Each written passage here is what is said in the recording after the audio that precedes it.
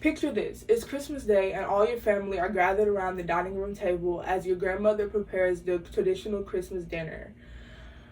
As the pot on the stove boils, the room fills with the aroma of spices and roux that makes everyone's appetite grow uncontrollably.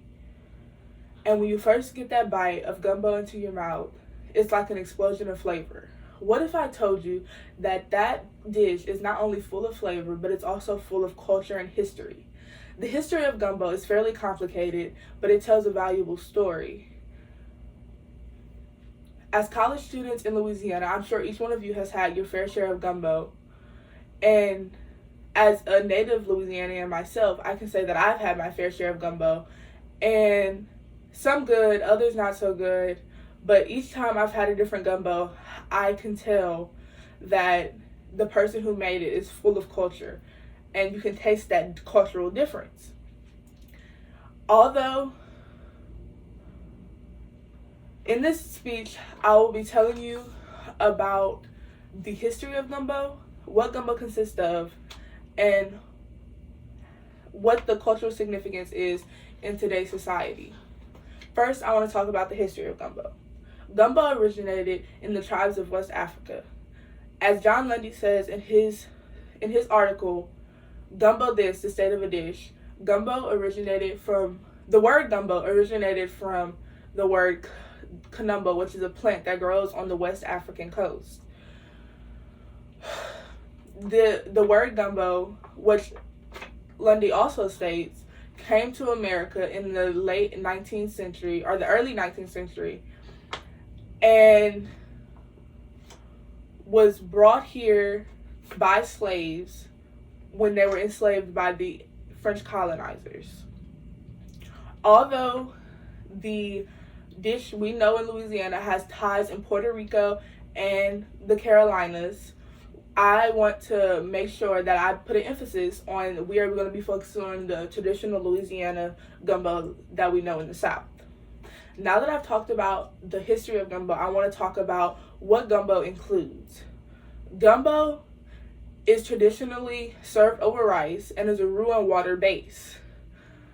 With that base comes chicken and sausage, traditionally. But when I make gumbo, I want to include stuff like shrimp, the traditional sausage and chicken, crab, gizzards, and sometimes even okra. Now that I've talked about what gumbo is and the history of gumbo, I want to talk about the cultural significance in the African American community today.